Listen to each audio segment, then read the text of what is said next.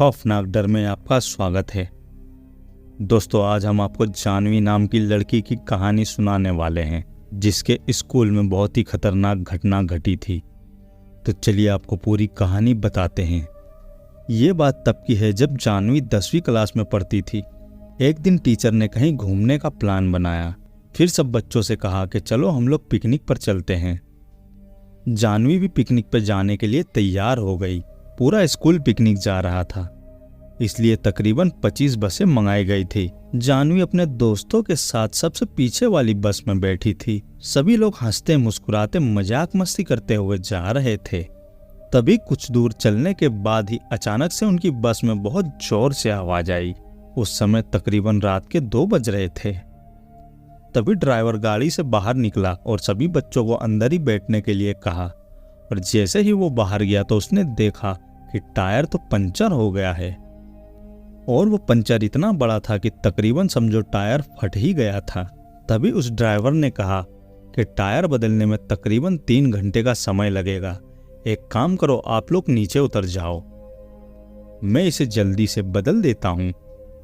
आप लोग एक काम करो, यहीं पास में एक होटल है, वहीं पर चले जाओ, वहां जाकर कुछ खा पी लो, जब तक मैं टायर भी बदल देता हूँ। उस ड्राइवर की बात सुनकर सभी लोग गाड़ी से उतरे और पैदल चलते चलते उस होटल में चले गए। वो होटल ज्यादा बड़ा नहीं था, देखने में एक ढाबे जैसा ही लग रहा था। वहां पर एक बूढ़ा व्यक्ति चाय बना रहा था, लेकिन उस बूढ़े इंसान को देखकर सबको हैरानी होने लगी कि इतनी रात में वो अकेला बूढ़ा इंसान काम कर रहा है और चाय बना रहा है, क्योंकि वहां पर कोई भी नहीं था।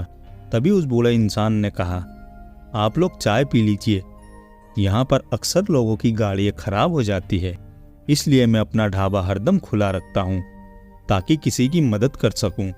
उनकी बात सुनकर सभी ने चाय का ऑर्डर दे दिया। सब लोग चाय पीने लगे।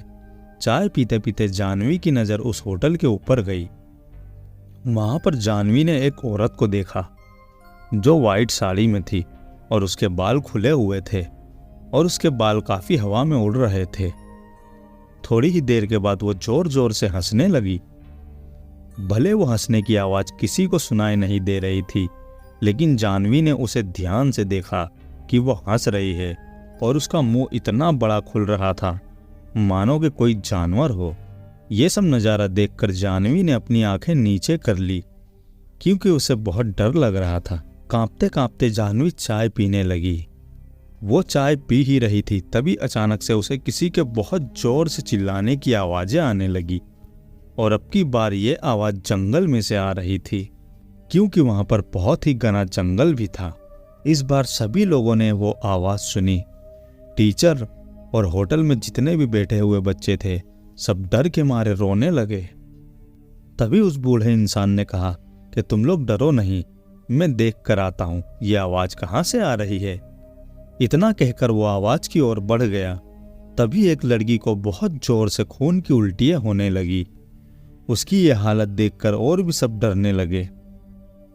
तभी एक टीचर ने कहा, तुम लोग आग जलाओ और उसके अगल बगल बैठ जाओ।